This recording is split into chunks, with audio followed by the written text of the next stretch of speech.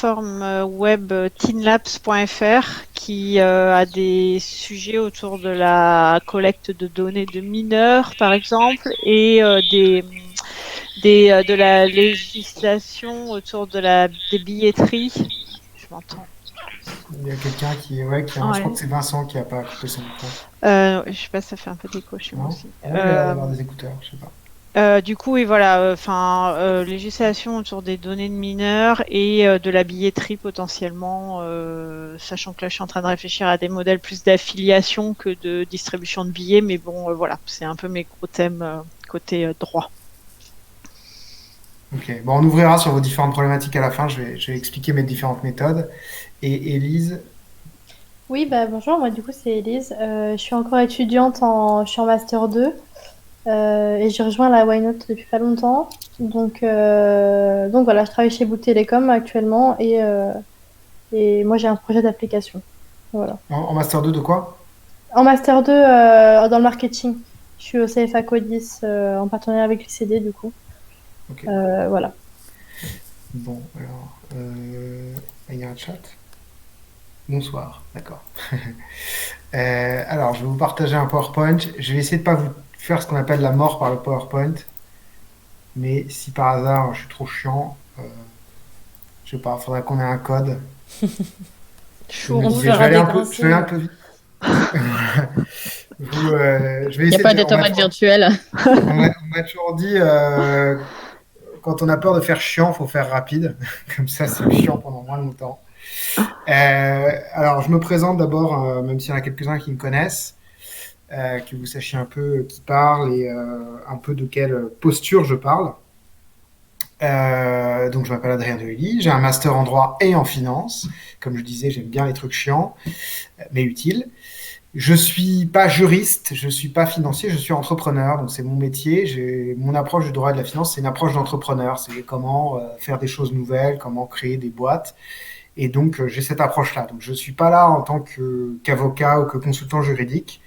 Je suis là pour faire un partage d'expérience de comment je m'y suis pris en tant qu'entrepreneur pour surmonter des problèmes juridiques et financiers. Enfin, ce soir, c'est plutôt juridique. Et donc, j'ai fait l'essentiel de ma carrière dans le financement d'entreprise, principalement par deux boîtes que j'ai créées. Royalty.fr, qui est ma dernière boîte, qui est un système d'intéressement de fournisseurs, donc de paiement de fournisseurs en pourcentage de chiffre d'affaires, donc en bon anglais des royalties. Et We Do Good, qui est une plateforme de crowdfunding. Je pense que tout le monde sait ce que c'est que le crowdfunding, non? Oui. Oui. Bon, c'est bon. Et donc, la contrepartie des levées de fonds qu'on fait chez We Do Good, c'est les royalties aussi. Et c'est via ce système de royalties que j'ai eu pas mal de questionnements juridiques dans ma carrière d'entrepreneur. Il se trouve que j'ai peut-être eu particulièrement ces questionnements parce que j'étais juriste de formation, ou j'ai peut-être particulièrement réussi à les affronter parce que je l'étais, ou je l'ai peut-être fait d'une certaine manière parce que j'étais juriste. Mais en tout cas, c'est en tant qu'entrepreneur que j'ai eu ces questions juridiques qui se sont posées. Alors, pourquoi j'ai vu ce sujet? C'était pas forcément pour vous partager mes réussites personnelles qui sont extraordinaires et impressionnantes, mais surtout parce que j'ai vu plein d'entrepreneurs qui flippaient vraiment très fortement à cause des questions juridiques. Et qui notamment, il y avait deux grandes conséquences négatives à ça, c'est qu'ils gaspillaient de l'argent avec des avocats. Voilà, je vais souvent je vais souvent émettre des réserves sur les avocats ce soir. Mais donc, je suis pas contre les avocats, je suis pas contre les payer, mais je vois pas mal de cas où les entrepreneurs mettent trop d'argent là-dessus et dépensent mal leur argent. Et l'autre problème, c'est que parfois, de peur de faire quelque chose de mal, de peur de se tromper, de peur de faire quelque chose d'interdit, ils renoncent à une innovation qui était plutôt prometteuse. Euh, et donc ça, c'est un peu dommage aussi. Donc il y a ceux qui renoncent pas, mais qui du coup payent quelqu'un d'autre pour se rassurer. Et c'est ceux qui sont un peu plus radins ou un peu plus pauvres et qui du coup décident de ne pas payer, mais donc de renoncer. Et donc dans les deux cas, ça me frustre un peu. Et donc c'est pour essayer de traiter cette frustration personnelle que je suis là ce soir. Donc j'espère que vous aiderez à ma thérapie. Alors vous allez voir, je fais à chaque fois des slides intercalaires avec des avocats célèbres ou alors des avocats dans des films. Donc ça, c'est dans Intolérable cruauté, un avocat en droit du divorce. Donc, enfin, Georges Clooney en l'occurrence, vous avez reconnu. Alors, donc d'abord l'innovation et le droit, je suis un bon juriste, donc je commence par définir les termes de mon sujet, même si je ne vais pas vous faire une vraie dissertation, ne vous inquiétez pas. Alors juste, je sais pas si c'est moi, mais moi je suis toujours sur la slide d'intro et c'est Soult, c'est pas Georges Clooney qui est dessus. Oui, c'est ce que j'allais dire, ça n'a Ouais, pas j'avais défilé. pas mal. Merde, pourquoi ça défile pas? Pour moi, Peut-être. t'es pas en mode diapo en fait. Ouais. Je pense qu'il faut que tu Pourtant, je m'étais mis un agrandisses partage, ton pourtant. écran. Si, mais le partage d'écran est fait, Ouais, le mais je partage. pense qu'il faut que tu te mettes en mode grand, grand Ah, je sais écran. pourquoi. En fait, le mode diapo marchait pas bien, donc je vais mettre le mode lecture. Normalement, il marche bien. Ça va Ok. là? Bah alors là, on n'a plus de partage d'écran. Enfin, moi, de mon côté, j'ai... Non, non plus, ouais. On te voit toi. Tu vois, je savais qu'il fallait qu'on fasse un test en fait. Kevin. On aurait peut-être dû faire un test, effectivement. Je sais pas Non, sinon... mais le partage d'écran marchait tout à l'heure. Hein. Ouais, le Ouais, partage c'est d'écran bien. marchait bien. Après, je sais pas si tu veux, tu peux me l'envoyer par mail, tes slides, et moi, je les diffuse. C'est comme tu... Ouais, mais si ça change rien. Bon, je te l'envoie et puis on sait jamais.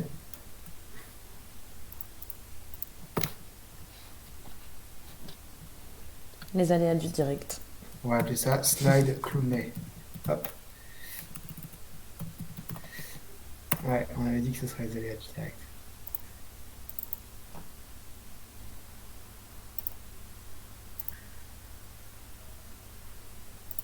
Je vous l'envoie en PDF si besoin. Tiens, je vais peut-être faire en PDF, peut-être que ça marchera mieux en PDF. Ah, peut-être. Laissez en PDF, ouais. Toujours avoir un PDF sous la main. Hop.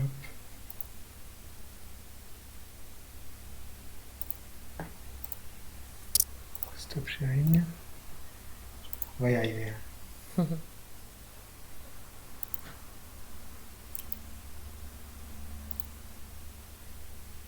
Il ne veut plus partager. On est bien. Mais tu peux essayer de me l'envoyer en même temps, parce que Ouais, l'autre je suis fois, en train de te l'envoyer, mais en fait, faisait faut que Ah, ok. faut que ça charge. Ah Donc, oui, c'est pour d'accord. ça que- Non, il veut plus partager mon écran. C'est étrange. Ou peut-être qu'il faut que tu actualises la page de la visio et, Bon, et bah, j'arrive. retente. À tout de suite. Pendant ce temps-là, échanger sur là où vous allez cet été. Sur la montagne de Charlotte, qui nous fait rêver. Vous êtes où, Charlotte, d'ailleurs? Tiens, profitons-en. Dans les Pyrénées, Ouais, où ça? on est près des Angles, plutôt côté Pyrénées-Orientales, à côté de D'accord. Font-Romeu. Ok. Il y a de la neige? Quand on est monté un peu, ouais, il y avait de la neige. On a fait de la luge sur un sac plastique. La chance. Trop bien. Bon, et du coup, d'ici là, maintenant, on voit bien la présentation d'Adrien. Ouais. Donc c'est parfait. Ouais, c'est bon. Mais par contre, si tu essayes Ouais, de parce que défiler les je l'ai fait en slides... PDF. Ça Ah. marche ou pas? Ah bah, je la vois plus. Vous la voyez Ouais, c'est toujours sur Soult, moi. Ouais, c'est la page d'accueil avec C'est dingue, ça passe pas le truc. le menu de PDF, c'est pas en diapo, quoi. Bon.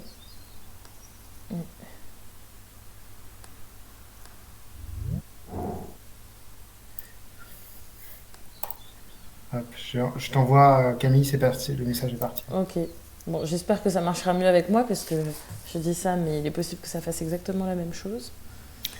Ouais, vous savez, ça veut dire que ma connexion est pas bonne, mais enfin, vous voyez à peu près mon visage, donc c'est bizarre.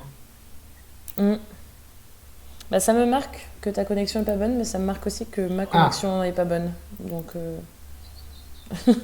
Bah, n'est pas moi, sorti j'ai de une l'auberge. bonne connexion. La chance. C'est génial. C'est le grand luxe. Hop. Alors, moi j'ai bien reçu. Tac. Share your screen.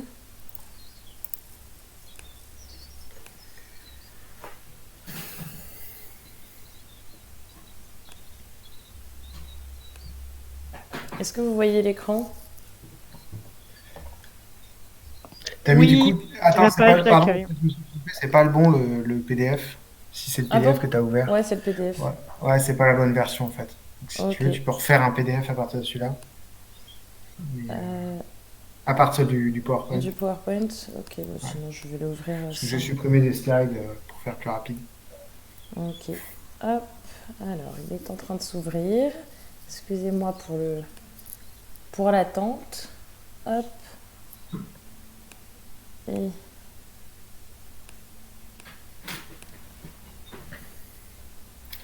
Je vais me reculer, je suis ébloui par le soleil, Christelle.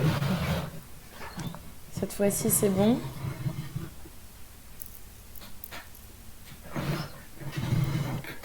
Vous voyez mon écran ou pas? Là, on Moi, voit je ton vois écran. pas. Ouais. Moi, je vois toujours PowerPoint. PowerPoint, moi aussi. Shoot. Et si Moi, je, moi, je le vois. et si Mais je je change connais de déjà. slide, vous voyez? Ah, c'est Ouais, bon. si, c'est Ouais, vrai, c'est ça bon. Ça y est, c'est un intervenant là. Ok. Ok, alors bon, bah, je vous refais. Donc, vous voyez en slide 2. Tu veux pas mettre en plein écran? Si. Alors, hop. Si ça marche. C'est bon? Ça ira, là, ouais. Je sais pas si je l'ai mis. C'est bon ou pas? Ouais. Ok. Bon, voilà, donc du coup, je vous ai expliqué ce que j'ai fait royalty, We Do Good et du droit et de la finance. Voilà, comment faire beaucoup plus rapide. Ma slide 3, ce que je disais, c'est que finalement, mon but ici, c'était de conjurer une frustration. Slide 3, ça passe ou pas? Bah là, Camille? je vais lancer la slide 3, mais je sais pas Ah. si vous la voyez. On est On est encore toujours sur sur la la 2, deux. là. Deux. Ok, je pense que c'est quand je mets en Ah, mode c'est bon. grand Ça écran. arrive, mais je pense que ça lag beaucoup, ouais. Bon, bah, je vais mettre juste comme ça. Ah oui, parce que tu avais mis ouais, donc En en lecture, grand, ça marche, je pense. ok, En, ouais. en grand total, ça marche pas, mais en lecture C'est ça. quasiment totale, ça marche. Ouais. Donc je disais que ce qui m'agaçait, c'est que les questions juridiques faisaient qu'on renonçait à des innovations et qu'on gaspillait de l'argent avec des avocats. Je veux pas dire par là qu'il faut pas payer d'avocats, mais qu'on avait tendance à dépenser un peu trop d'argent sur le sujet. Donc la slide suivante, on a cette fois-ci Georges Clooney, enfin. Ah, Voilà. Donc allez-y, rincez-vous l'œil. Donc je vous propose de commencer tout simplement, donc slide suivante. Toute bonne dissertation juridique, je ne vais pas vous faire une dissertation juridique, rassurez-vous, commence par des définitions. Donc je disais que je remarquais que l'innovation, on en parle tout le temps dans les médias notamment, et puis un peu partout pour dire que c'était ça qui faisait tourner l'économie aujourd'hui. Le financement est sur l'innovation, il y a des incubateurs, des startups, etc. Et on parle tout le temps de droit aussi. Alors cette année particulièrement, on parle du droit tout le temps avec le Covid. Est-ce que j'ai le droit de sortir de chez moi? À quelles conditions j'ai le droit? Est-ce que je peux enlever mon masque? Est-ce que je dois le mettre?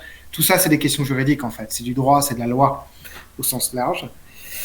Mais j'ai remarqué dans ma petite carrière professionnelle, c'est qu'il n'y avait pas les mêmes personnes qui s'occupaient de ces deux choses-là. L'innovation, c'est soit les start-upers, soit les ingénieurs qui innovent dans les grands groupes. Et le droit, c'est plutôt une question de juristes, d'avocats, d'hommes politiques. Puisque les hommes politiques, concrètement, leur travail, c'est de construire le droit. C'est d'écrire les lois, et les lois, c'est du droit. Donc deux milieux qui ont du mal à se parler, ce qui peut expliquer les petites difficultés entre ces deux secteurs. Donc slide suivante. Alors, oui. Donc, définition de l'innovation. Donc, on va même dans le dur, là. Innovare en latin, renouveler. Novus et in, ça veut dire changement de l'intérieur.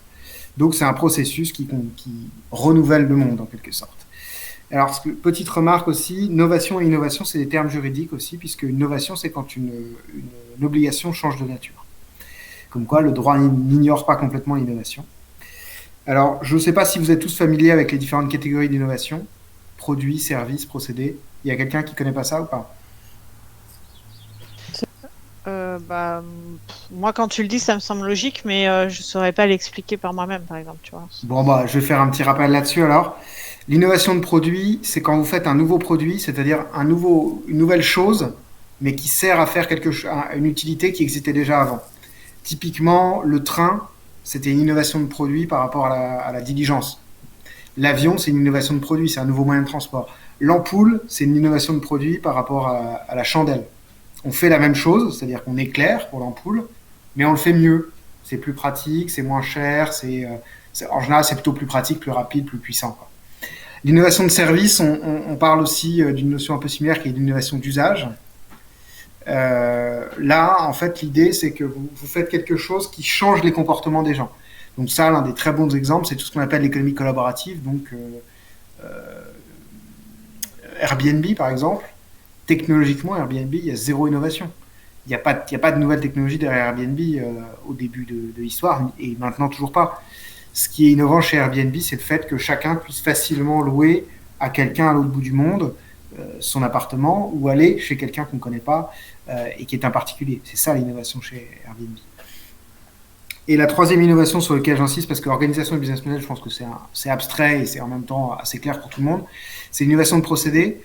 L'innovation de procédé, c'est qu'en fait, quand vous produisez un produit qui existe déjà, vous fabriquez un produit qui existe déjà, mais vous le fabriquez de manière plus efficace. Donc vous faites des gains de productivité, surtout.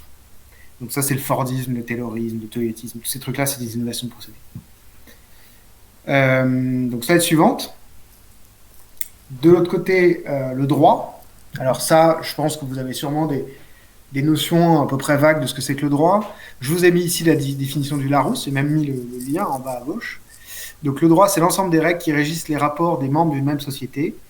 Ils mettent dans Larousse l'égalité comme synonyme au droit. Moi, je trouve que c'est très grossièrement un synonyme, mais bon, c'est parce que je suis juriste et que je pinaille un peu, mais bon, oui, en gros, la légalité, c'est le droit.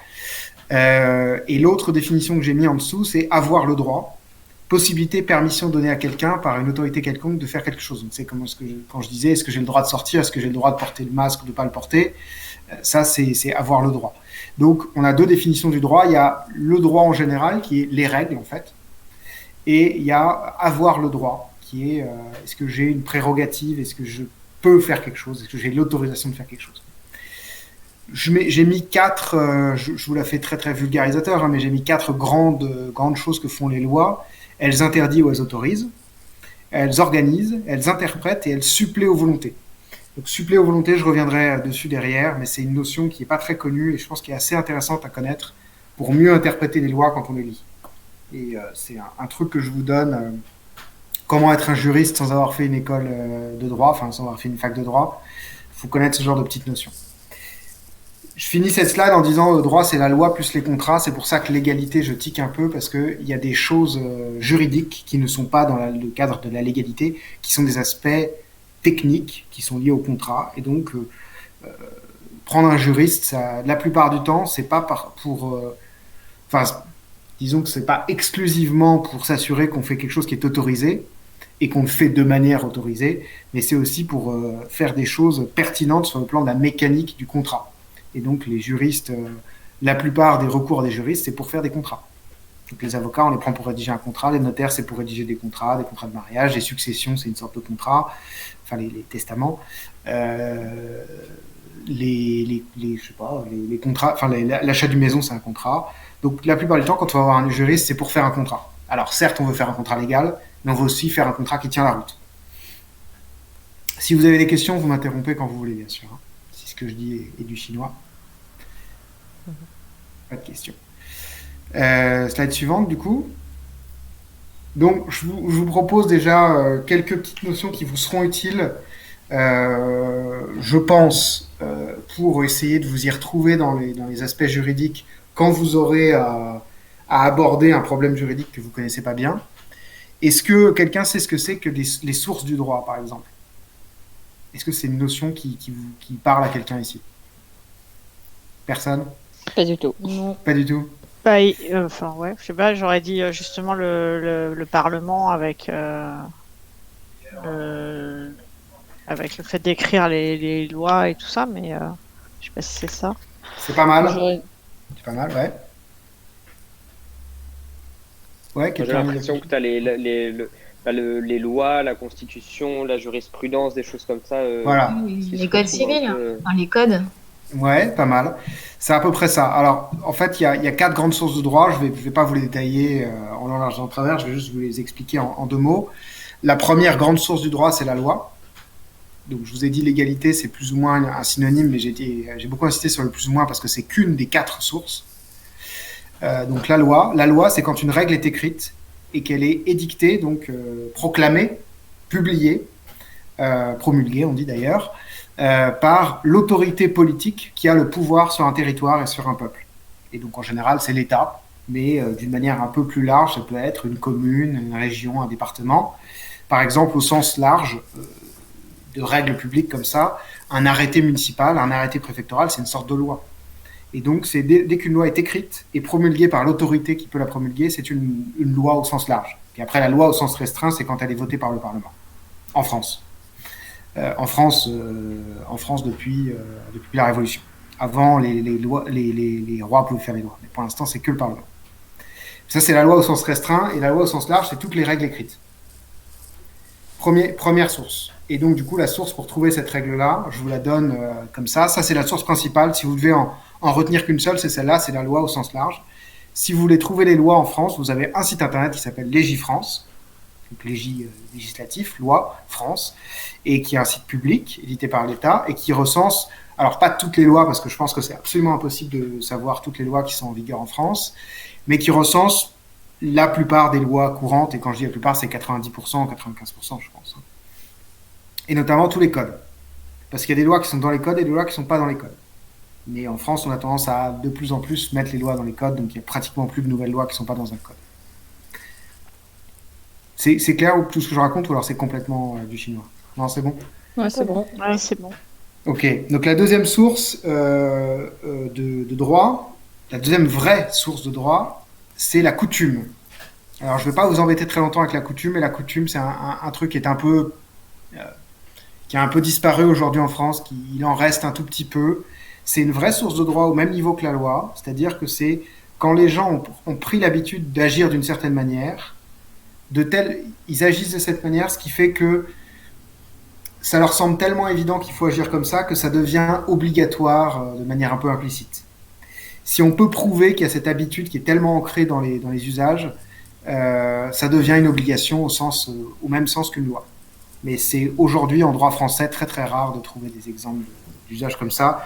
Les principaux usages, c'est pour les professions techniques ou pour le droit du travail, il y a des usages comme ça aussi.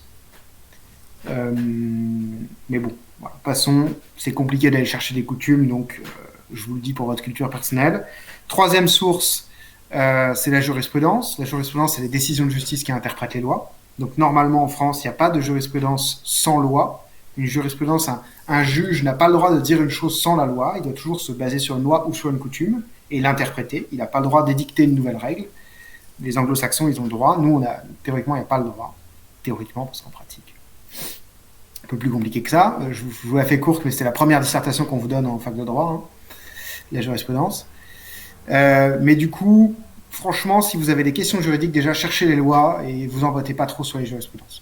Déjà, si vous avez bien cerné les lois qui s'appliquent à vous, vous êtes déjà relativement bien. Et jurisprudence, allez voir un ami juriste qui vous les trouvera. Et la dernière source, je vous la cite vraiment pour votre culture, c'est ce qu'on appelle la doctrine, c'est juste ce que disent les profs de droit. Donc voilà, donc retenez surtout la loi, c'est ça qu'il faut chercher, et si vous voulez la trouver, c'est sur Légifrance. Alors maintenant, qu'est-ce qu'un contrat? Est-ce que quelqu'un saurait me dire ce que c'est qu'un contrat? C'est un document qui relate ce sur quoi des parties se sont mises d'accord. Ah, c'est presque ça. Ça déplairait beaucoup à Platon, mais bon. Ah oui, presque alors. Je ne sais pas si vous connaissez l'allégorie de la caverne de Platon. Oui. Ouais. Je ne vois pas du tout le rapport avec un contrat. Si, vous allez voir. Donc il y a des gens dans une caverne qui sont enchaînés et ils voient les ombres des gens qui passent au-dessus et donc ils ne voient pas les gens qui passent au-dessus. Et donc ils n'ont que l'ombre. Là, en l'occurrence, la définition que vous m'avez donnée, c'est la définition de l'ombre. Et donc en fait, le contrat, il a deux morceaux. Il y a l'accord des volontés qui crée des obligations, d'une part, et de l'autre côté, il y a le papier qui définit cet accord. En l'occurrence, on peut signer un papier qui s'appelle contrat, qui n'est pas un contrat, parce qu'il serait nul ou parce qu'on fait ça dans un jeu. Vous jouez au Monopoly, vous signez un contrat, c'est pas un vrai contrat. Donc vous signez un papier, c'est pas un contrat. Et on peut faire un contrat sans signer de papier. Je sais pas si vous saviez ça, mais il n'y a pas besoin de signer de contrat pour faire des contrats. Genre quoi? Moi, je sais pas. Voilà, je vais vous donner un exemple hyper courant. Vous allez acheter le pain. Acheter quelque chose, c'est faire un contrat de vente. Donc le boulanger a accepté de vous vendre le pain et vous avez accepté d'acheter le pain. Vous avez fait un accord de volonté qui a créé deux obligations. L'obligation de donner du pain d'un côté et l'obligation de donner de l'argent de l'autre côté. C'est un contrat de vente. C'est un contrat de vente qui est parfaitement valable. Il n'y a rien d'illégal, il n'y a rien de répréhensible au fait que vous n'avez pas signé de papier. Vous avez fait un contrat. Mais du coup, c'est le contrat au-dessus, c'est pas l'ombre du contrat. L'ombre du contrat, ce serait le papier qui dirait « j'accepte d'acheter du pain ». Voilà. Ouais.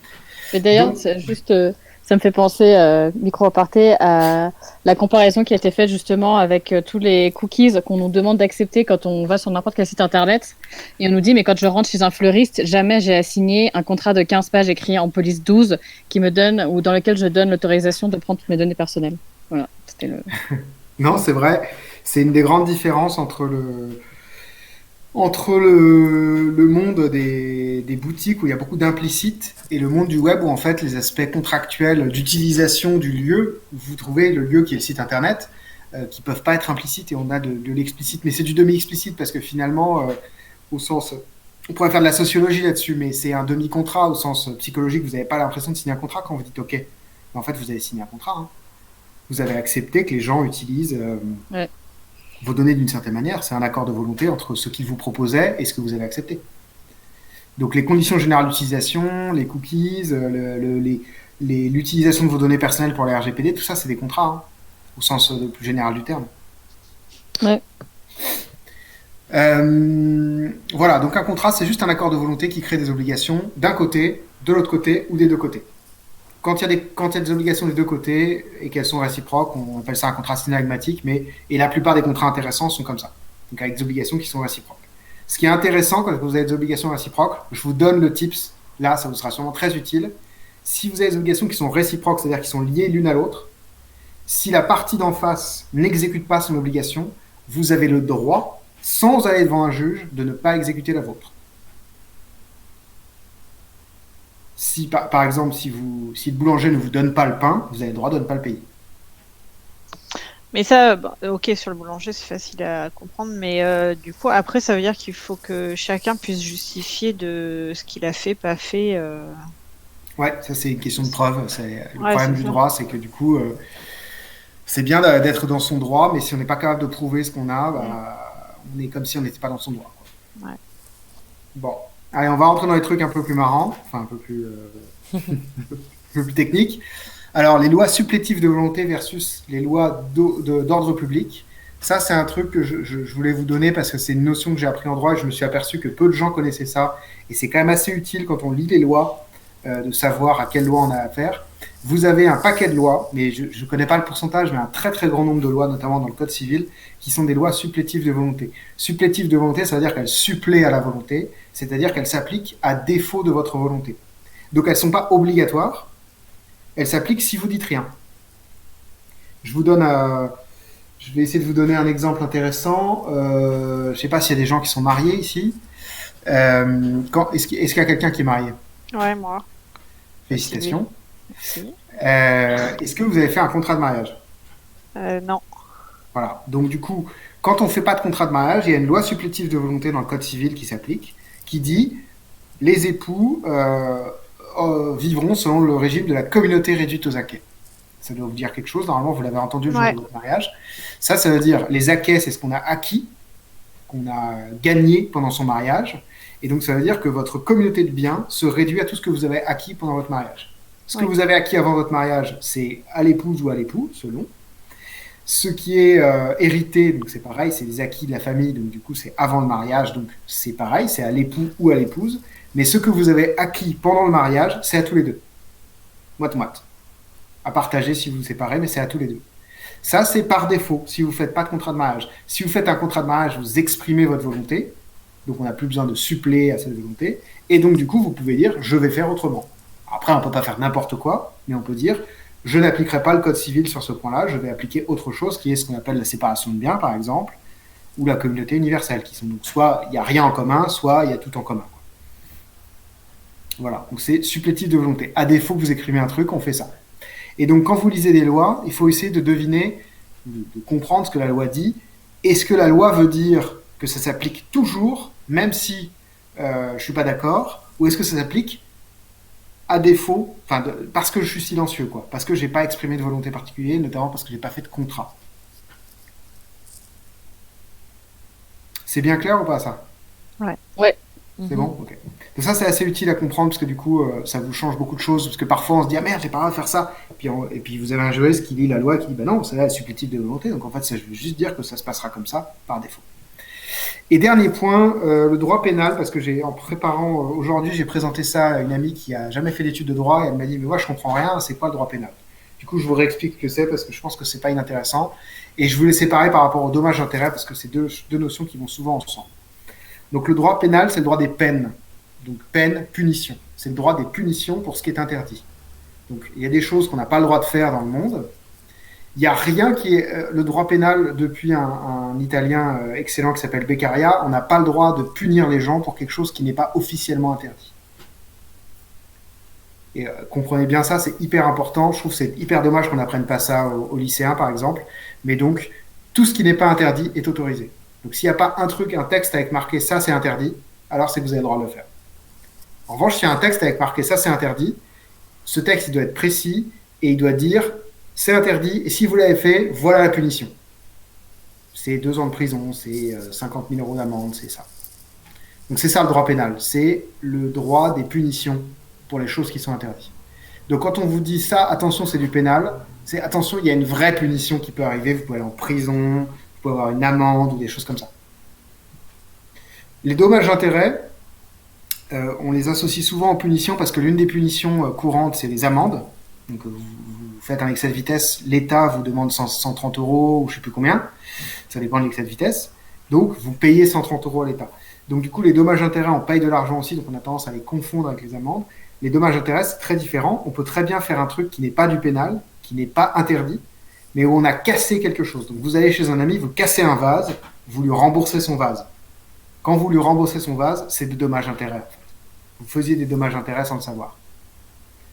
Sauf que les dommages-intérêts, c'est si votre ami est un petit peu procédurier et qu'il va devant un tribunal pour vous demander de rembourser le vase, le tribunal va prononcer des dommages-intérêts en disant le vase coûtait 100 euros, ça fait 1 an que vous aurez dû le payer, donc je demande 100 euros plus X% d'intérêt.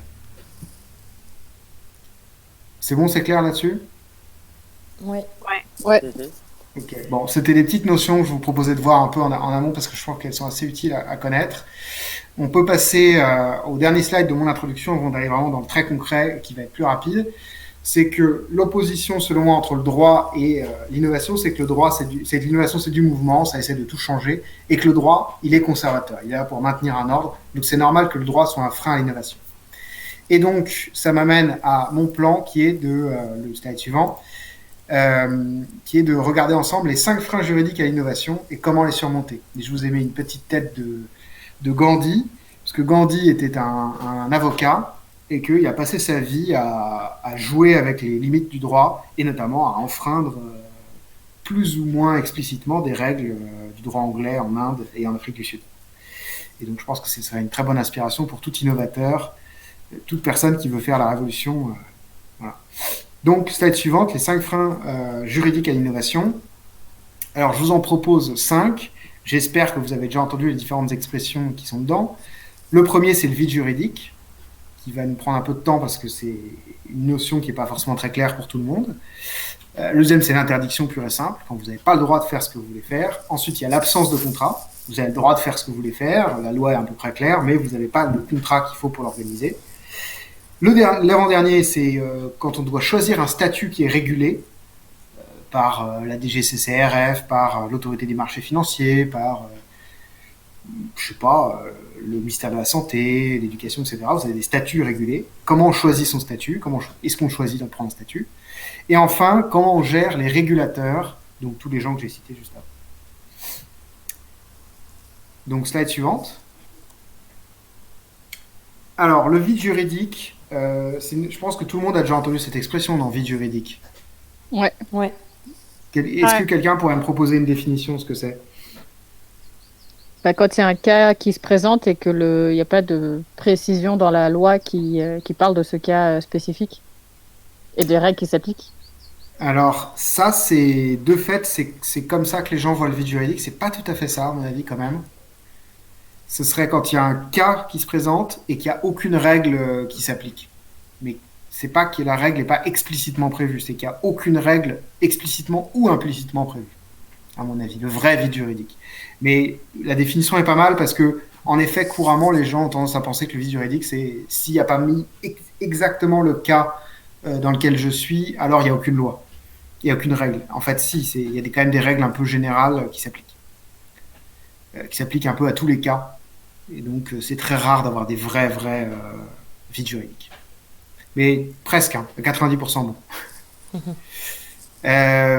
Donc, du coup, les enjeux à faire, c'est de trouver les règles qui s'appliquent. Donc, du coup, il y a deux grandes règles en droit. Il y a les règles spéciales et les règles générales, ou le droit commun et l'exception. Le truc, c'est que vous avez les règles spéciales et en fait, c'est la première chose qu'il faut faire quand vous avez une innovation, c'est d'aller regarder dans les règles spéciales. Vous faites un truc dans la santé, vous prenez le code de la santé et vous regardez toutes les lois qui sont dedans, vous les faites des recherches par mots-clés sur Digifrance et vous regardez s'il y a une règle qui s'applique à votre cas. Vous n'en trouvez pas. Ça ne veut pas dire qu'on est dans un vrai vide juridique. Ça peut dire qu'on est dans un vide juridique tel que... je ne sais plus qui a parlé là. Charlotte. C'est tel que Charlotte l'a défini. Donc le vide juridique en apparence, mais qui n'est pas un vrai vide juridique. Dans ces cas-là, il faut aller vers le général. Et dans ces cas-là, il faut aller prendre... Vous avez dans votre cas business, s'il n'y a aucune règle dans votre droit spécial, alors il y a 99% de chances qu'il y ait quand même une règle qui s'applique, qui est soit dans le code de commerce, si vous vendez quelque chose, soit dans le code civil, si vous faites tout le reste à part vendre. Et même une partie de la vente est là-dedans. Et donc, vous devez encore vérifier ces deux codes-là pour être sûr. Et si dans ces deux codes-là, vous trouvez rien, alors là, vous êtes dans un vrai vide juridique. Mais c'est extrêmement improbable d'être dans un vrai vide juridique. À ce moment-là, si vous prenez le droit général, parce que moi je trouve que le vrai vide juridique, j'ai rien à vous conseiller, vous faites ce que le vrai vide juridique, il y a un autre mot pour le définir, c'est la liberté. On fait ce qu'on veut. Mais franchement, c'est très difficile à trouver. Il y a aucun conseil à vous donner. Vous faites vraiment ce que vous voulez dans ces cas. Mais si vous êtes dans une situation de flou juridique et non pas de vrai vide juridique, en fait, vous avez le droit général qui s'applique. À ce moment-là, vous pouvez un petit peu naviguer parce que le droit général, il est un peu plus flou, il est un petit peu plus flexible par rapport au droit spécial et donc le code civil. Et donc, vous pouvez un peu choisir votre régime juridique. Vous n'êtes pas obligé de rentrer dans le régime que le législateur a prévu pour vous, parce que le législateur a pris des grandes définitions larges. Et donc, vous pouvez dire, j'ai cette définition-là qui correspond à moitié à ce que je veux faire, et celle-là qui correspond à l'autre moitié. Donc, du coup, je vais essayer de me rapprocher de l'une ou de l'autre, en fonction de ce qui m'arrange, et en fonction de ce qui est défendable vis-à-vis du juge ou du régulateur qui pourrait venir regarder ce que vous faites et vous sanctionner s'il a l'air de trouver que c'est un peu frauduleux. Donc il faut essayer de jongler entre ces deux choses-là, ce qui m'arrange le plus et ce qui est le plus facile à défendre.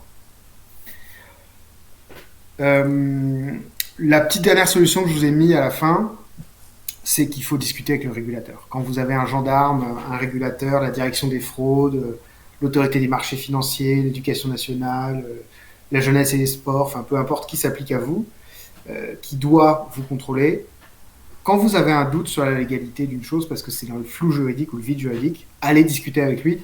En fait, ce qui compte le plus, c'est pas ce que dit la loi, c'est ce que dit celui qui va appliquer la loi. Et donc, faut pas essayer de la jouer, je vais passer en dessous des radars. Si on a un gros doute et qu'il y a un vrai risque, et c'est aussi une chose, j'en ai pas parlé là, mais c'est vrai que faut essayer d'évaluer le risque. Qu'est-ce que je risque? Est-ce que j'ai du pénal? C'est pour ça que je vous ai parlé de droit pénal avant. C'est-à-dire, est-ce que je risque d'aller en prison?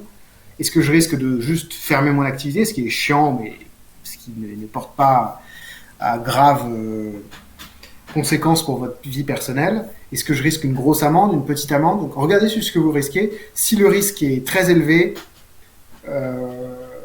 soyez pas trop joueur, quoi. Allez voir le régulateur et dites-lui qu'est-ce que vous en pensez.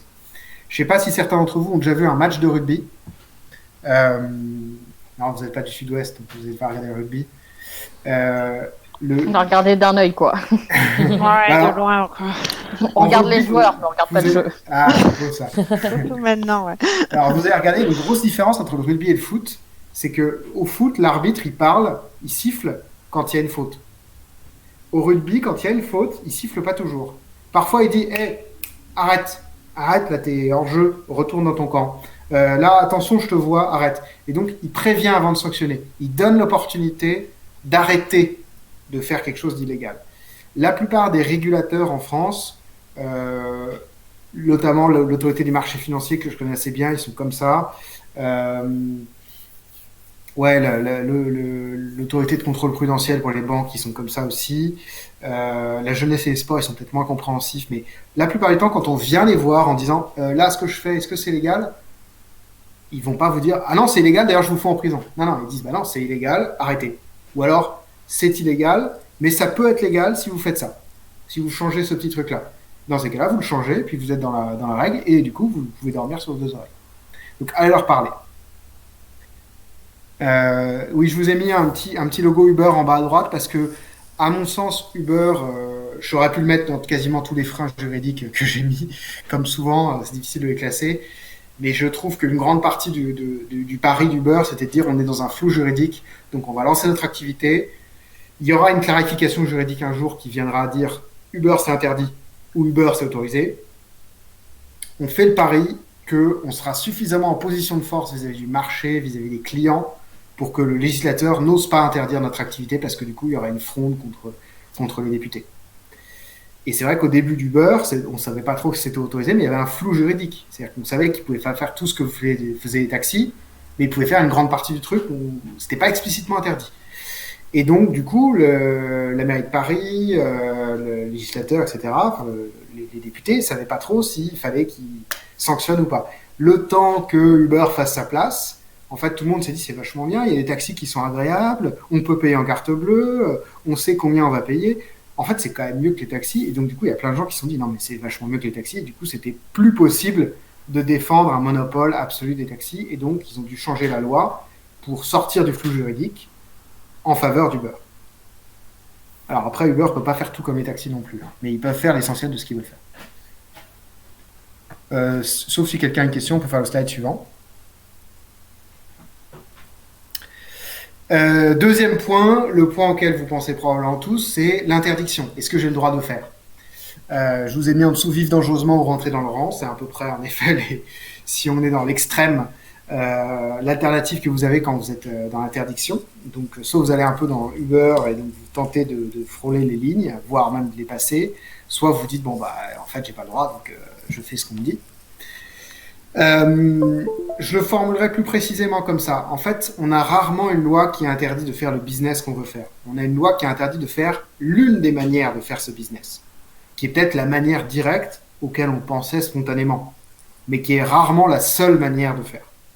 Du coup, les solutions que je vous propose, la première évidente, c'est de regarder très précisément la proposition de valeur qu'on a et de faire un petit pivot pour contourner l'interdiction, pour ne pas être sur cette interdiction.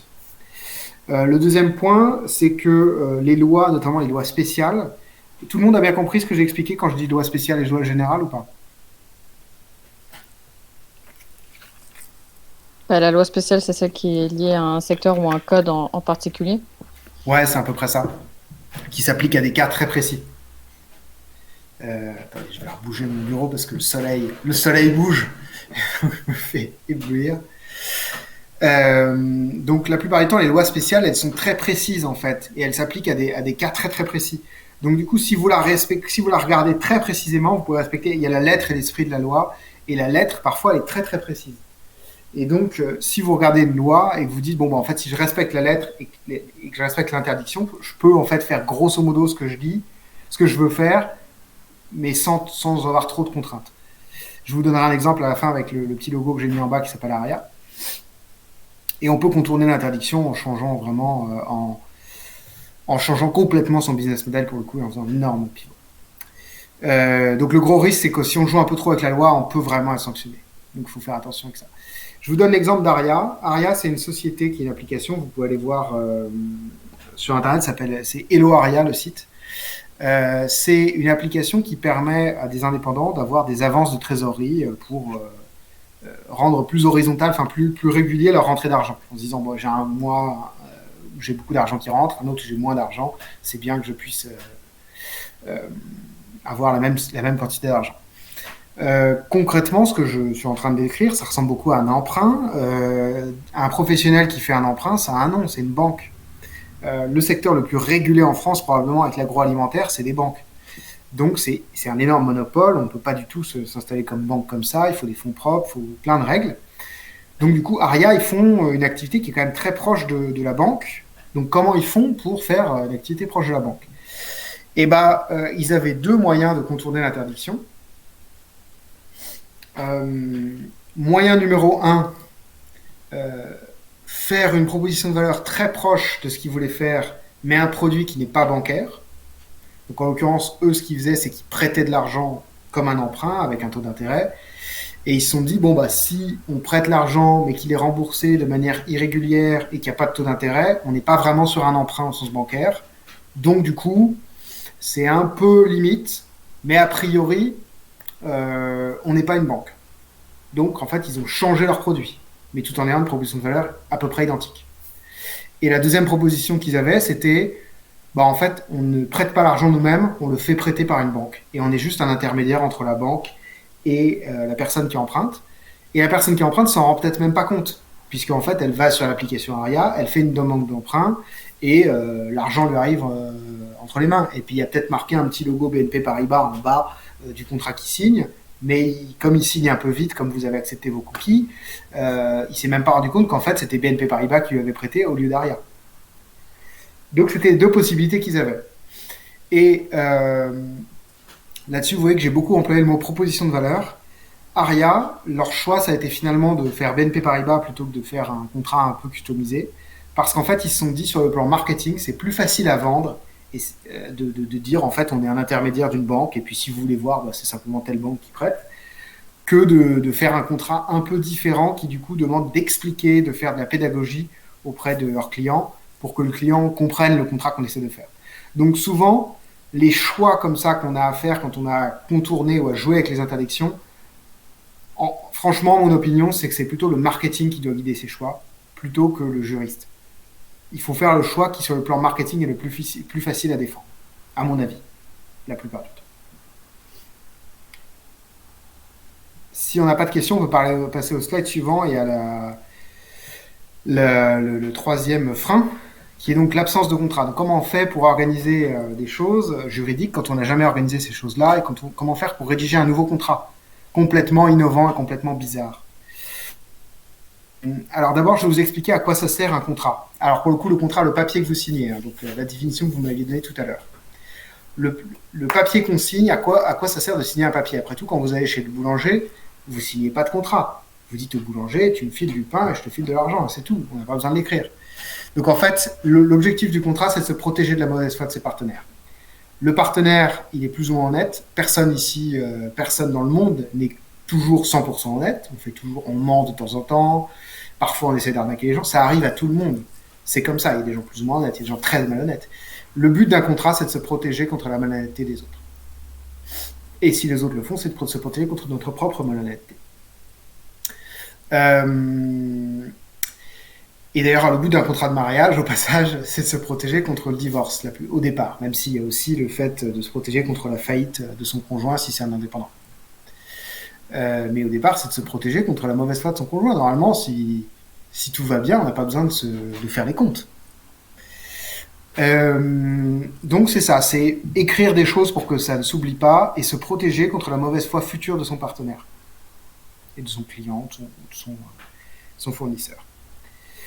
Donc le but, c'est d'encadrer l'activité, mais il ne faut pas la brider. C'est-à-dire qu'il ne faut pas essayer de prévoir tous les cas quand vous faites un contrat. C'est le premier grand conseil que je vous donne. Si vous faites un contrat, faites le plus simple possible. Encadrez tout ce qui est nécessaire, mais pas plus. C'est le gros problème des gens qui commencent à écrire leur premier contrat, c'est qu'ils ont tendance à faire des contrats hyper détaillés, avec des cas qui n'arriveront jamais, des contrats qui deviennent un peu difficiles à lire, dans leur globalité comme dans le détail. Donc faites un contrat qui n'a pas vocation à tout prévoir, qui a vocation à prévoir l'essentiel. Les solutions que je vous propose aussi, c'est si vous devez faire un contrat vraiment nouveau, vraiment bizarre, vraiment innovant, dans une situation vraiment unique, prenez un jeune juriste, un peu créatif, très motivé, pour lequel vous serez un très gros client. Même à 1000 balles, vous serez un très gros client pour lui parce qu'il n'a jamais de client. Il est jeune, il n'a pas encore de client. Il va se défoncer pour vous, il passera beaucoup d'heures pour vous, il répondra au téléphone quand vous l'appellerez, il fera plein d'allers-retours. Évidemment, il sera un peu moins expérimenté qu'un gros cabinet, mais en fait, il fera beaucoup mieux le boulot que le gros cabinet, si c'est sur un truc innovant. Le gros cabinet, vous le prendrez éventuellement pour faire de la relecture après avoir travaillé avec le jeune juriste, mais vous le prendrez pour faire des trucs habituels, parce que du coup, les trucs habituels, ils vous diront, bah en fait, en 3 heures, on vous fait un contrat de bail, machin, un contrat de travail, un contrat de truc. Ça, c'est des choses classiques. Mais c'est assez contre-intuitif, mais en fait, les trucs innovants, la plupart du temps, il faut soit prendre un cabinet hyper cher, mais très spécialisé, donc difficile à trouver, soit prendre un jeune juriste et le faire travailler comme comme un esclave. Mais il sera ravi, il va apprendre plein de trucs. Ensuite, il faut essayer de raisonner par analogie, c'est-à-dire qu'il y a peu de chances que votre contrat soit intégralement un truc nouveau. Il pourra être nouveau sur 1 point, 2 points, 3 points, 4 points, mais pas sur 100% du contrat. Et sur l'essentiel du contrat, il va y avoir des choses qui existeront dans d'autres contrats. Donc, essayez de copier d'autres contrats. Et donc, du coup, si vous voulez faire travailler votre jeune juriste, vous pouvez lui dire, ce que je veux faire, c'est pas un nouveau contrat complètement, c'est un bail avec telle spécificité, ou un contrat de travail avec telle spécificité, ou un contrat de vente avec telle particularité, quoi. Mais donc, essayez de voir que votre contrat, il ressemble à un autre contrat. Et donc, de raisonner par analogie. C'est un raisonnement que les juristes connaissent très bien en plus. Donc, ils sauront comprendre ce que vous leur dites. Et enfin, avant de faire de la nouveauté, essayez de voir quelles sont les conséquences juridiques des nouveautés que vous cherchez. Si c'est encore une fois du pénal que vous frôlez, et donc que vous pouvez aller en prison, et ça arrive, évitez d'être trop joueur aussi, et soyez moins innovant sur le plan juridique, et donc soumettez-vous au droit dans ce cas-là. C'est pas très marrant, mais c'est ce qu'il faut. Bon, encore une fois, s'il n'y a pas de questions, on peut passer au slide suivant. Alors là, on a un truc très très concret. Il y a des statuts régulés en France. Il y en avait historiquement depuis très longtemps, les notaires, les pharmaciens, les machins. Il y en a de plus en plus de statuts.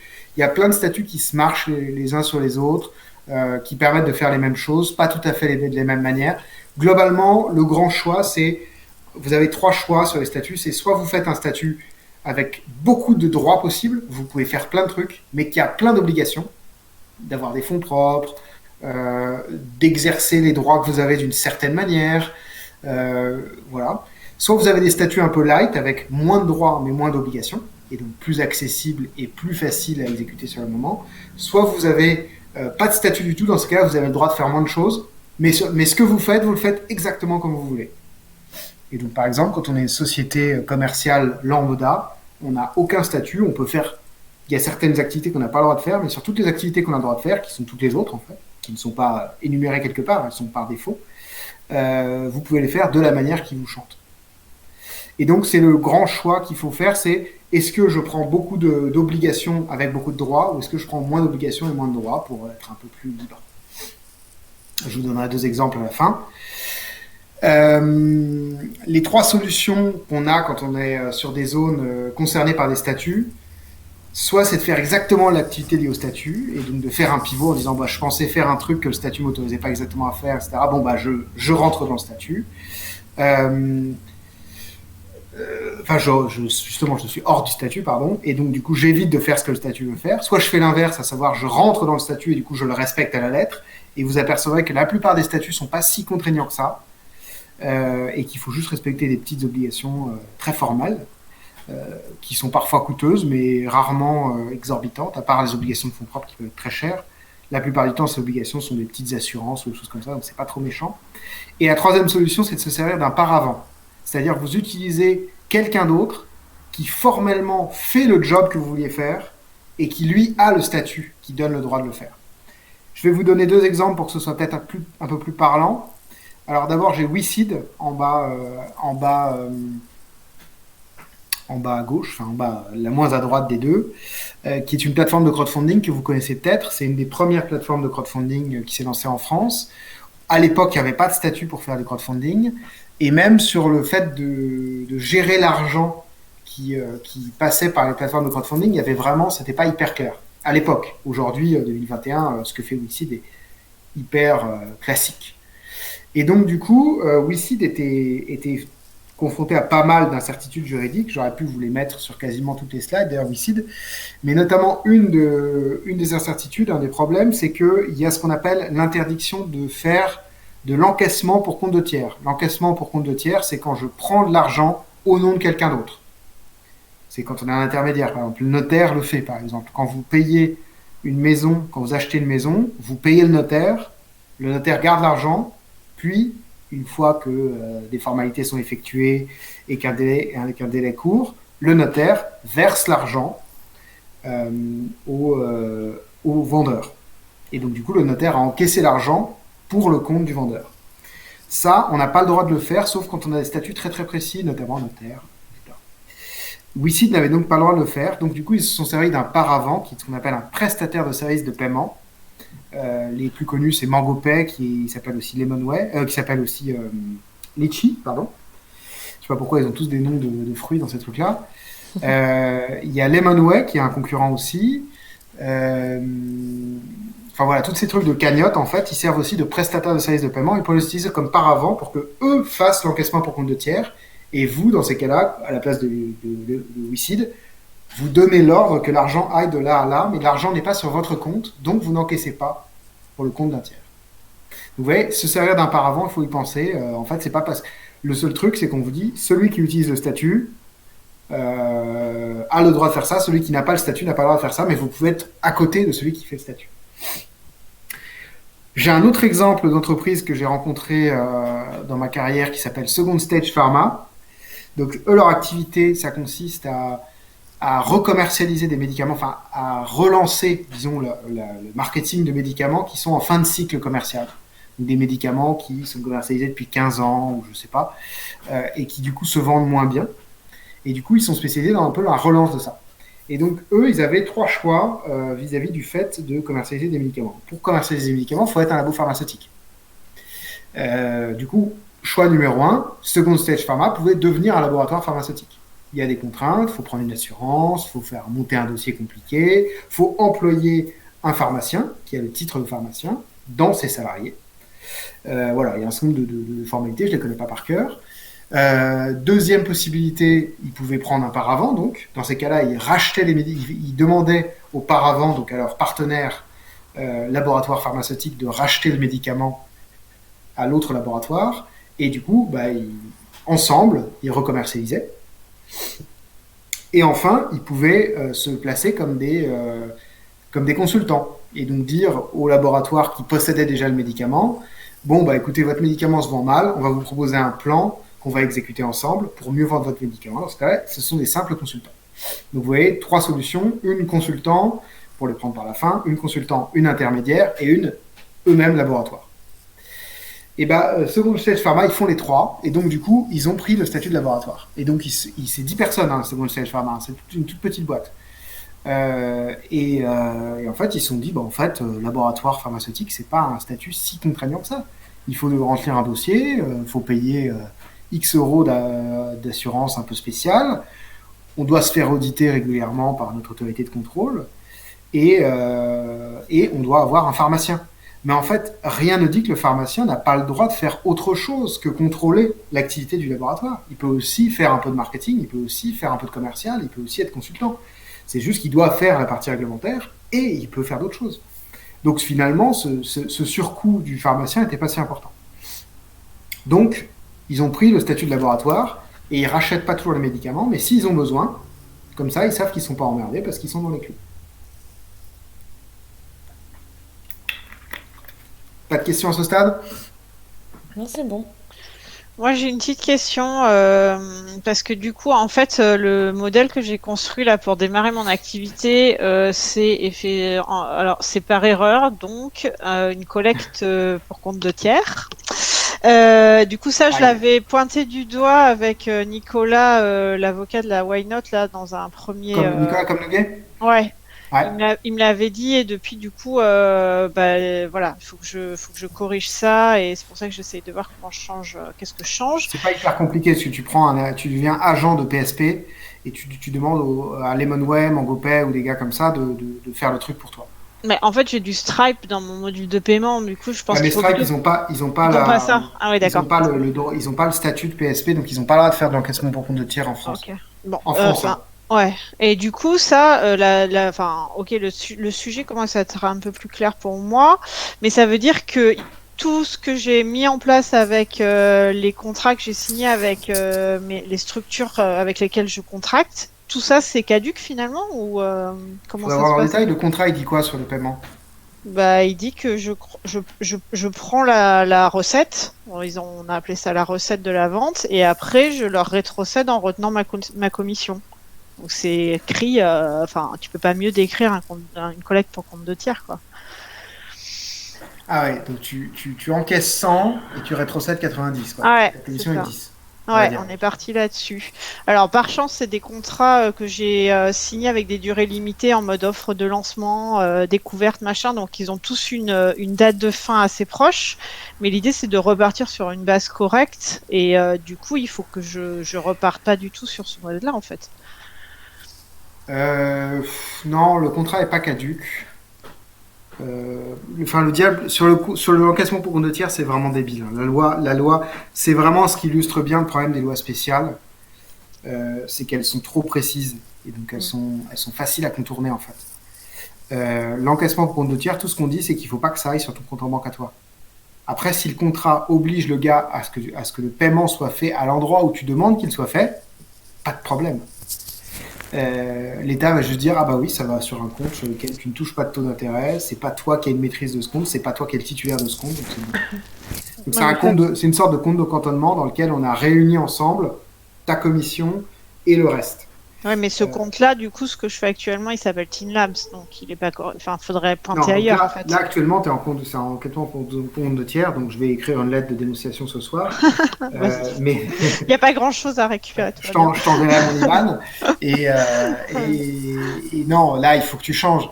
Mais sinon, tu as peut-être trois changements à faire sur le contrat pour être sûr d'être au clair. Ouais, mais ça veut dire qu'effectivement, il faut que je fasse cette modif pour revenir vers eux en disant, bah voilà, j'ai ce point-là qui allait pas, on va changer ci et ça, et on repart sur une autre Mais copie. pour moi, le problème vis-à-vis de l'État, le contrat ne sera qu'un petit indice de ta fraude, enfin de ton non-respect de la loi.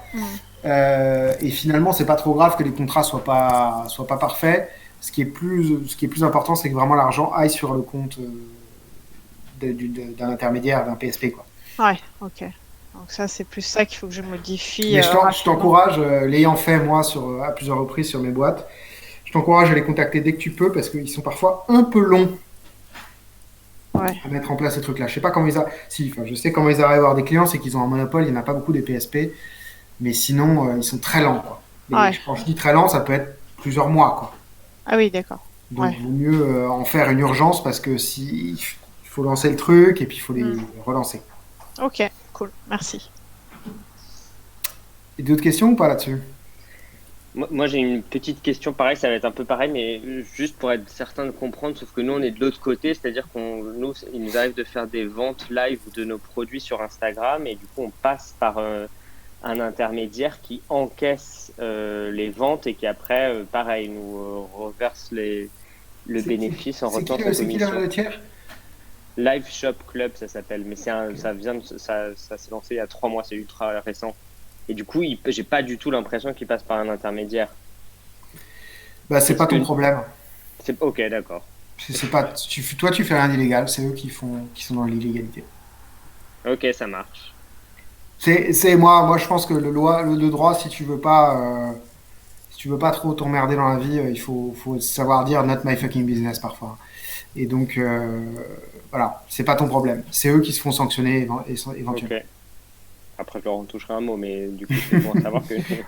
Oui, Bah, après, tu peux leur envoyer ton IBAN pour la rançon. Ouais, exactement. Exactement. J'accepte de ne pas vous dénoncer. Ok, très clair. Merci. Mais pour moi, c'est pas ton problème. Déjà, puis aussi un truc que je vous ai pas dit, mais quand vous respectez pas une loi, quand vous savez que vous êtes un peu border, il faut se dire que être en dessous des radars, c'est pas si, les risques sont pas si élevés. Dites-vous bien que si vous ne lésez personne, et quand je dis personne, j'inclus l'État. Hein. Si vous lésez l'État, ça peut mal se passer. Si vous ne lésez personne, léser, c'est nuire. Donc nuire à l'intérêt de quelqu'un. Si vous ne faites pas de mal à l'intérêt de quelqu'un, qui va vous faire chier? Même si vous faites un truc qui n'est pas tout à fait légal. Donc demandez-vous, plutôt que de vous demander si c'est légal ce que vous faites, demandez-vous, est-ce que je fais chier quelqu'un? Quand on fait de la guitare au jardin du Luxembourg, on fait pas trop chier le monde quand même. Bah apparemment si. Alors, par faire chier quelqu'un, je veux dire, est-ce qu'il y a quelqu'un qui est payé pour vous emmerder, ou quelqu'un qui va perdre de l'argent à cause de votre truc? Alors moi, par ailleurs, je ne sais pas comment Camille joue de la guitare. Peut-être qu'elle jouait mal et que ça a peut-être joué son rôle. Ça fait mal à la gorge. Ça doit être voilà. Ça n'a pas aidé. Voilà, on étouffe le canard, donc forcément, le le gardien a dû se dire non mais ça va pas se passer comme ça. Il a fait peut-être œuvre de salut public, comme on dit. Voilà, c'est si vous faites chier personne. C'est-à-dire si tu joues de la guitare en plein champ, personne t'entend quoi. Il y a personne. Ouais, mais ça, après, c'est le côté relatif comme le mariage, en fait. À un moment donné, tu pars d'une vision où tu as l'impression de faire chez grand monde, et puis les choses peuvent évoluer aussi. Donc, c'est bien peut-être aussi d'avoir un regard sur le fait de t'appuyer sur un texte qui va dire que oui ou non, t'es dans. Oui, tout à fait. Dans ce que je vous dis, c'est bien sûr, il faut regarder si c'est légal ou pas, ce qui n'est pas toujours facile à savoir. En tout cas, enfin, le diable se niche dans les détails, donc du coup, vous pouvez un peu jouer en disant c'est légal à condition de, et non pas c'est légal ou illégal. C'est légal si je respecte telle et telle formalité. Oui, après, bah, c'est ta posture. De toute façon, de dire, bah, je suis parti là-dessus parce que j'ai vu que ça, c'était OK. Et Voilà, après, c'est là que tu discutes avec le régulateur, non? Voilà, tu discutes. Et l'encaissement pour compte de tiers, par exemple, c'est franchement, les PSP ou pas PSP, en vrai, ça change pas grand-chose d'avoir recours à un PSP. Vous avez quand même, grosso modo, la maîtrise de l'argent en question. Hein. Donc, l'intérêt d'avoir recours à un PSP pour l'État, c'est que le PSP va vous contrôler. Et donc, du coup, si vous faites trop de conneries, il y aura quelqu'un qui vous contrôlera. C'est une délégation par l'État du contrôle de votre comportement. Donc, c'est pour ça qu'il y a cette obligation. Mais sur le fond, en vrai, entre nous, c'est pareil d'avoir un PSP ou de ne pas avoir de PSP. C'est pas un vrai changement. Non, mais pour moi, enfin, vu de ma fenêtre, le seul vrai risque que je verrais là-dessus, c'est de dire, bah, ok, j'ai un partenaire avec qui on s'embrouille. À un moment donné, il réalise que je fais de la collecte pour son compte et il va demander à X ou Y d'aller vérifier ce qui se passe depuis tant d'années et avec tant de valeurs qu'on a fait transiter comme ça. C'est pas là maintenant parce que je commence à vendre et que tout le monde est content parce que c'est chouette, j'ai des bonnes relations avec tout le monde. Ouais. Bon, après, en vrai, je pense que c'est impossible d'être tout le temps dans la loi. Hein, parce que oui, c'est ça. C'est c'est pour ça qu'après, il faut savoir discuter et justifier, je pense aussi. Mais bon, d'ailleurs, on a introduit récemment une notion de bonne foi en disant j'étais hors la loi, mais de bonne foi. Et c'était juridiquement, c'est une hérésie en fait. Mais bon. Et après, à quel moment, tu vois, parce que par exemple, ce contrat-là, je l'ai fait avec l'aide d'une juriste ou une avocate. À quel moment c'était pas à elle aussi de me conseiller qu'on n'allait pas dans la bonne direction? Parce que tout le monde a l'air de se dire que c'est hyper logique qu'il fallait pas faire ça, mais elle a pas capté, quoi. Ben non, mais en fait, bon, d'abord, les mauvais avocats, il y en a quand même pas mal, hein, faut bien le dire. Et oui, elle était là, elle aurait dû vous conseiller, c'est sûr. En fait, bah ouais, les juristes, faut prendre des gens archi spécialisés. Sinon, ça sert à rien. Ouais. Ou alors c'est que vous faites un truc très nouveau. Dans ce cas, il faut prendre un type un peu créatif qui peut ne pas être spécialisé. Parce que du coup, il faut en faire un truc nouveau. Mais sinon, il faut prendre des gens hyper spécialisés. Donc, si elle n'était pas spécialisée dans ça, c'est normal dans le web ou dans les trucs comme ça, c'est normal qu'elle ne connaissait pas. Parce que c'est très vaste le droit. Hein. Ouais. Donc, c'est normal. Hein. Moi par exemple, le propriété intellectuelle, on en parlait au début, je n'y connais pas grand-chose. Donc, ça ne sert à rien de me demander. Enfin, il y a quand même 2-3 trucs que les juristes connaissent tous bien. Le droit des obligations, le droit pénal, on connaît tous un peu bien parce que c'est vraiment la base. Ok, d'autres questions là-dessus? Il me reste une dernière slide. Non, bon, bah, passons à la slide suivante. Il est déjà bien tard. Donc, le régulateur, on en a déjà beaucoup parlé de ce gars-là. Un arbitre n'est pas toujours un bourreau, c'est beau ce que je dis. Je devrais me citer parfois. Donc, je vous ai référence au rugby. Donc, du coup, l'arbitre qui ne siffle pas toujours faute et qui n'est pas là pour vous sanctionner, il est là pour faire en sorte que les lois soient appliquées. Son but, c'est pas d'avoir le plus de gens en prison possible. Et le but de l'arbitre de rugby, c'est pas qu'il y ait tout le temps des gens qui sortent du terrain, qu'il y ait des cartons rouges, parce que du coup, ça rendrait le match un peu pénible à regarder. Donc, le but, c'est juste que les règles soient respectées. Le truc que je vous signale là-dessus, c'est qu'il y a la loi, il y a le fait de se faire gauler quand on ne respecte pas la loi, en fait. C'est-à-dire, sur une route limitée à 90, si vous roulez à 110, vous ne serez pas sanctionné s'il n'y a jamais de gendarme. Si c'est une route qui n'est jamais fréquentée, il n'y aura jamais de sanction. Alors, je ne vous dis pas que c'est bien de rouler à 110, mais de fait, en tant que juriste, je vous le dis, vous pouvez rouler très vite sur la route où il n'y a jamais de flic. C'est vrai, parce qu'il n'y a personne. Les lois des hommes, les lois juridiques, ne sont pas comme les lois de Dieu ou les lois de la nature. Vous sautez d'une falaise, la loi de la gravité s'applique d'office. Là, les lois, il faut qu'il y ait quelqu'un pour vous sanctionner. Mais en revanche, il y a une autre chose aussi qui est à voir, c'est que parfois, vous avez le droit de faire quelque chose. La loi n'interdit pas de faire ce que vous voulez faire. Il n'y a pas de problème de vide juridique. C'est clair, vous avez le droit de faire ça. Mais le régulateur n'a aucune envie que vous le fassiez. Alors, comment choisir entre un régulateur tatillon et pas très coopératif et la loi? Là, c'est un arbitrage à faire. Je ne sais pas ce qu'il faut faire. On peut jouer un peu, flirter avec tout ça, flirter avec les limites, comme Uber l'a fait. En tout état de cause, même si vous avez raison juridiquement parlant sur le fond, est-ce que vous avez envie de vous faire 2 ans de procès avec tel régulateur qui est donc 2000 fonctionnaires payés pour vous faire du mal, ou est-ce que vous voulez dire bon bah allez, je me soumets parce que pot de fer contre pot de terre, voilà, enfin ils sont trop puissants pour moi. Et encore, quand je dis 2 ans, c'est plutôt optimiste. Donc, encore une fois, je vous conseille d'aller leur parler parce que parfois on peut quand même un peu discuter. Ils peuvent dire bon, allez, d'accord, on vous interdit pas formellement de faire ce que vous faites, mais vous le faites à condition de faire ça. Deuxième chose, préparez un argumentaire juridique. Ça doit être un de vos documents type dans toute boîte, d'écrire juridiquement pourquoi ce qu'on fait est bien et légal et pourquoi on est dans les clous. Et notamment sur les aspects un peu innovants, pourquoi notre produit est dans les clous, pourquoi on a choisi ça, et expliciter tous les choix juridiques qu'on a faits, qui ne soient pas implicites, qui ne soient pas inconscients aussi. Ça m'a beaucoup servi. We Do Good, je vous ai mis We Do Good comme logo en bas à droite, parce que je vais vous raconter un petit peu ce que j'ai vécu dans la première boîte que j'ai créée, qui est We Do Good. Pendant 3 ans, on n'avait aucun statut, et j'estime toujours aujourd'hui qu'on n'avait absolument aucune obligation de prendre un statut pour faire l'activité qu'on voulait, qui était une activité de crowdfunding en royalties. Et à peu près tous les 6 mois, on avait un mail ou un coup de fil, pas agressif, mais disons un petit peu suspicieux ou vigilant de l'autorité des marchés financiers qui nous disait est-ce que vous avez le droit de faire ce que vous faites, pourquoi vous n'avez pas de statut, etc. On n'a jamais été sanctionné, on n'a jamais eu de procès de quoi que ce soit.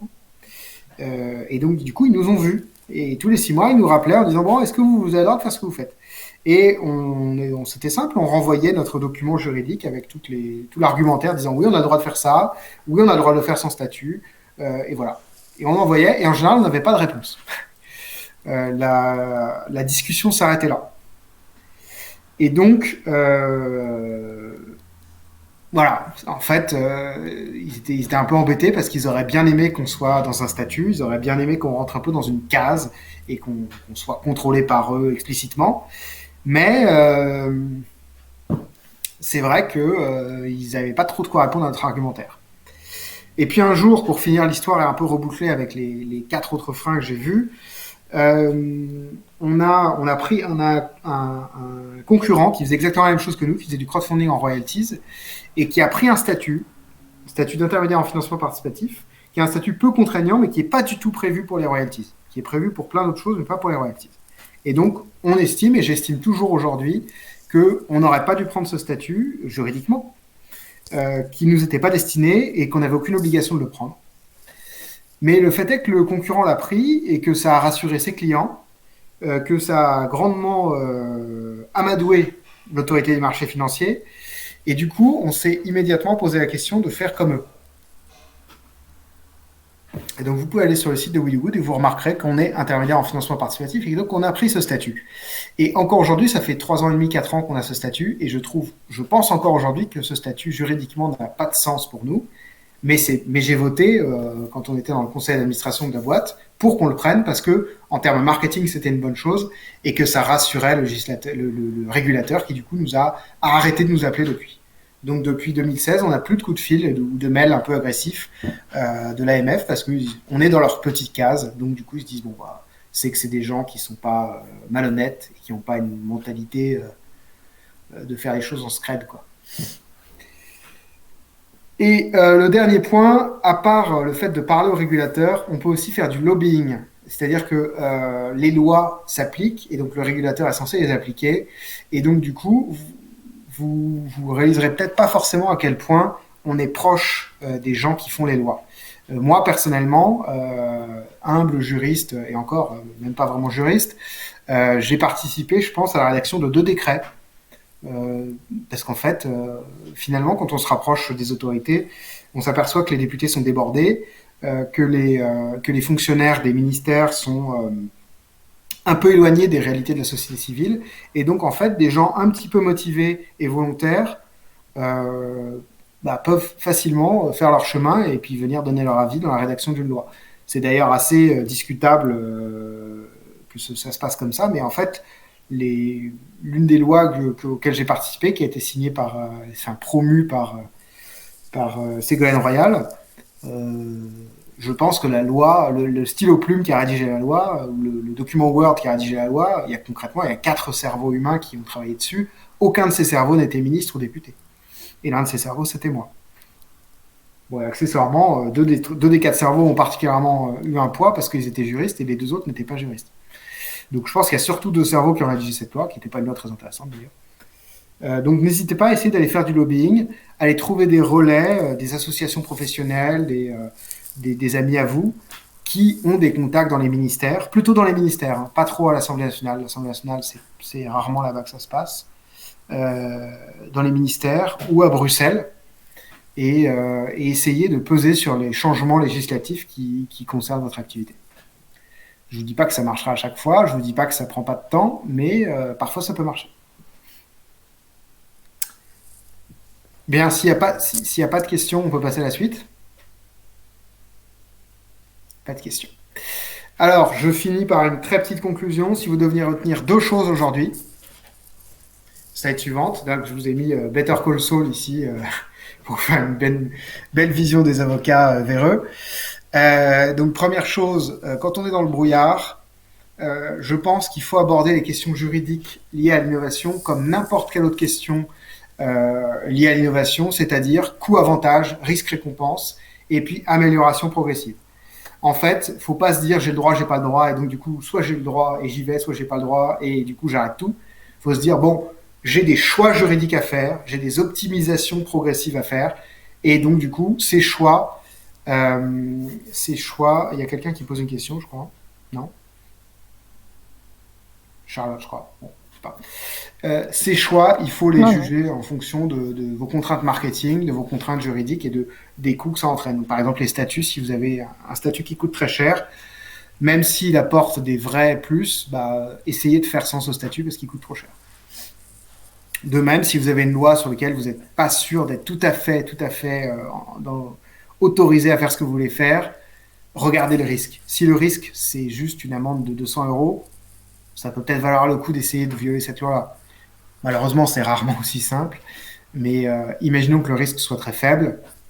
Allons-y. Si le risque est très élevé, donc de la prison, est très probable, c'est-à-dire qu'une chance sur 2 d'aller en prison, peut-être dans ce cas, vous peut-être éviter de jouer, d'être trop joueur. Et progresser par itération, je disais, c'est que finalement, quand vous faites des contrats innovants ou pas très innovants, un contrat, ça peut vivre. Vous pouvez dire, le client numéro 1, il a eu le contrat en version 1, et puis, entre-temps, j'ai vu un ami qui m'a conseillé de rajouter telle chose. C'est bon, je la rajoute dans le contrat et je fais vivre le contrat. Essayez de regarder vos contrats. C'est pas parce que vous n'êtes pas juriste que vous n'êtes pas capable de les comprendre. Au fur et à mesure, ça va être un peu moins du chinois pour vous. Ça s'apprend à lire le droit. C'est quand même du français, hein, quoi qu'on en dise. Et c'est pas si compliqué à comprendre. Le mieux, en fait, c'est de se faire expliquer les contrats par les juristes qui les ont rédigés. Quand vous vous faites expliquer une fois le contrat, 2 fois, au bout d'un moment, vous le comprenez à peu près et vous pouvez le faire évoluer vous-même. Ça vous fait économiser du fric et vous maîtrisez un peu mieux le truc.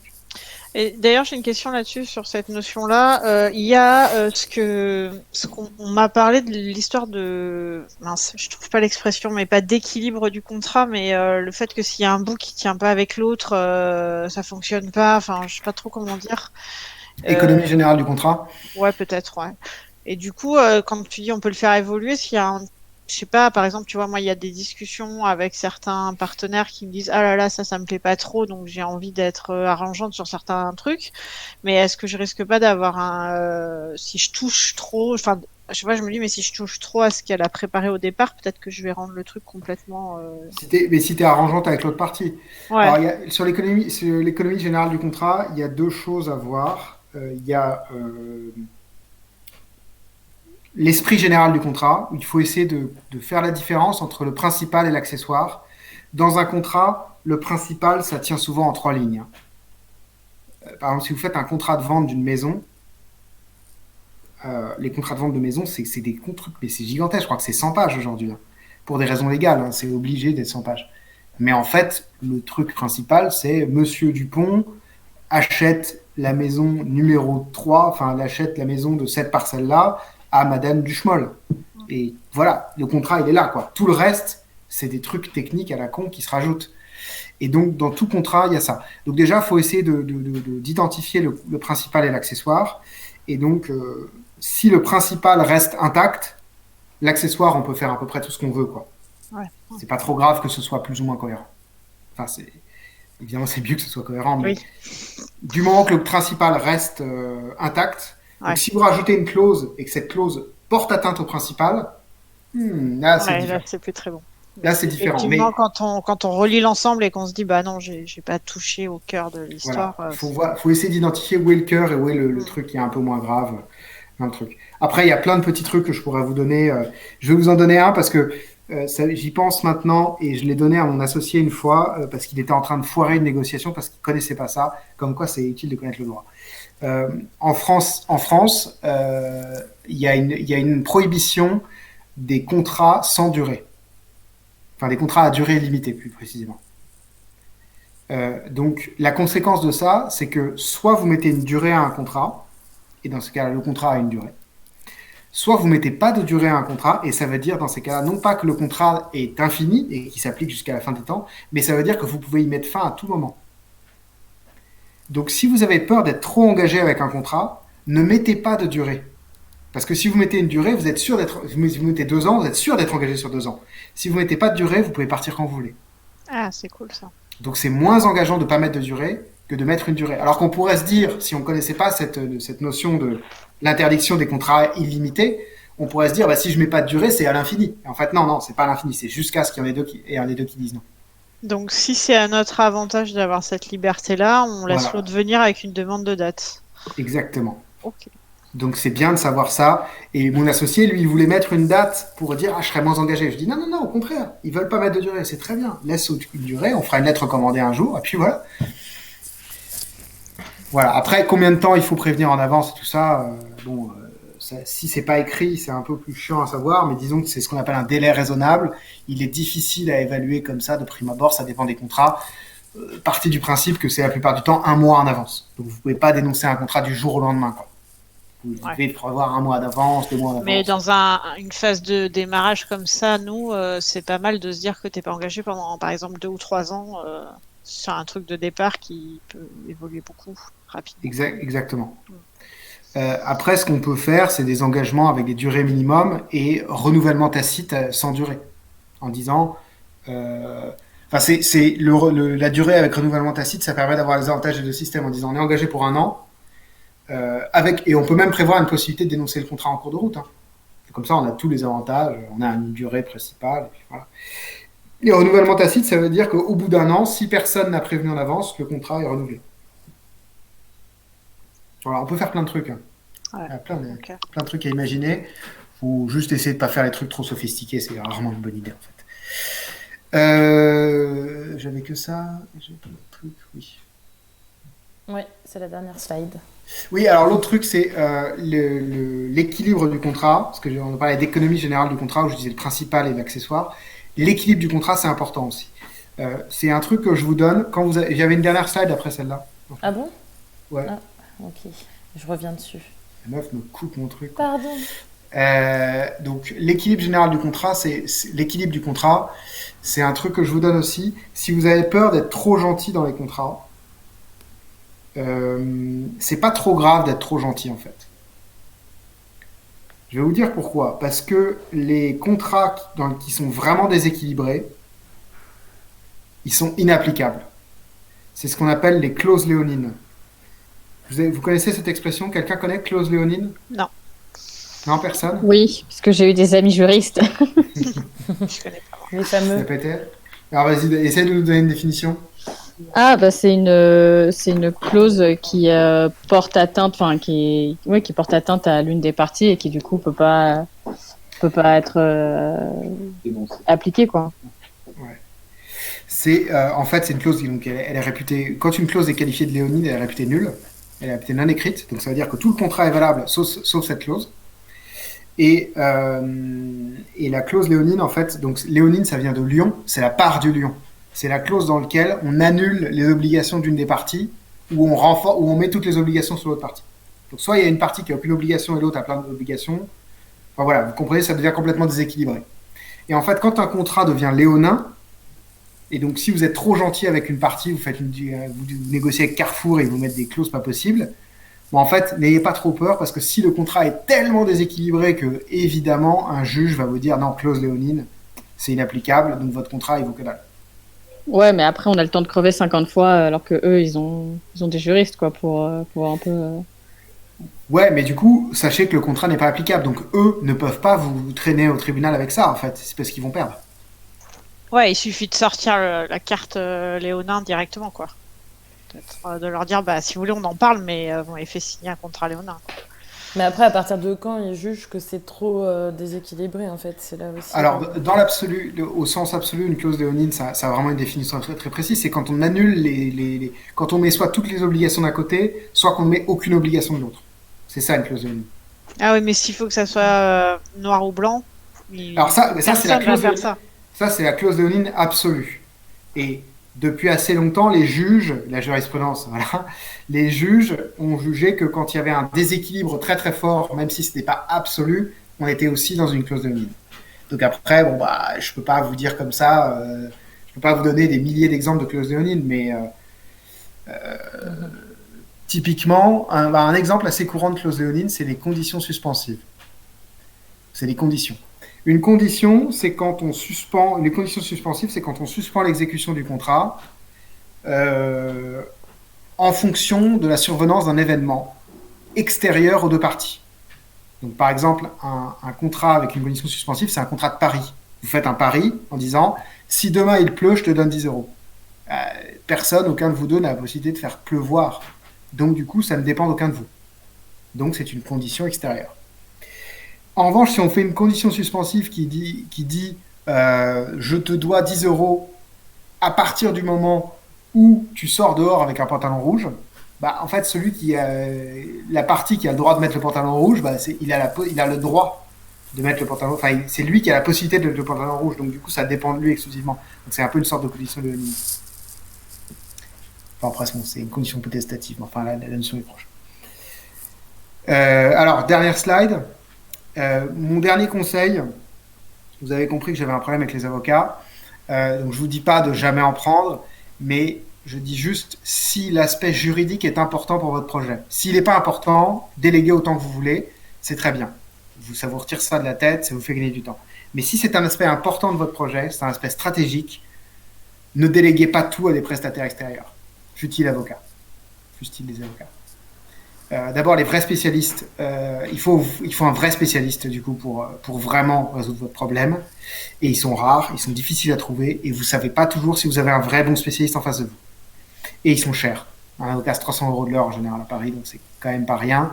Et ils vont vous facturer quelques heures à chaque fois. Normal, il faut qu'ils vivent. Donc, c'est pas parce que vous avez besoin d'un avocat que vous devez tout déléguer à l'avocat. Si le problème est vraiment important pour votre boîte, si c'est juste un contrat de travail ou un truc comme ça, il n'y a pas de souci. Mais si c'est un problème, s'il y a vraiment un enjeu juridique pour votre boîte, vous ne pouvez pas faire l'économie de devenir un petit peu spécialiste de votre sujet. Je vous prends un petit exemple là-dessus, puisque je suis à la campagne en ce moment. Allez parler avec des agriculteurs. Vous serez surpris, ils sont toujours assez calés en droit agricole, hein, bien sûr, pas en droit financier ou en droit d'innovation, mais en droit agricole. Vous allez parler à des commerçants, ils s'y connaissent toujours en droit des baux commerciaux. Voilà, vous verrez les chauffeurs routiers qui ne sont pas forcément des gens trop intellectuels, ils connaissent bien le code de la route. Les taxis connaissent bien le code de la route. Tous les professionnels d'un secteur connaissent le droit de leur métier. C'est normal de le faire. Et le fait d'avoir peur de faire des bêtises, la bonne solution, c'est pas de déléguer. La bonne solution, c'est de maîtriser et d'aller se faire rassurer sur des points techniques très précis avec des avocats. C'est comme ça que j'ai fait. J'ai pas commencé comme ça, mais quand j'ai fini par faire comme ça marchait plutôt bien. Voilà, j'ai fini, et si vous avez des questions, d'autres questions, on peut les traiter. Super, bah merci beaucoup Adrien. Merci beaucoup, ouais. Et pas d'autres questions pour moi. Ouais, vous avez d'autres questions, non? Non, c'est bien. C'est bon.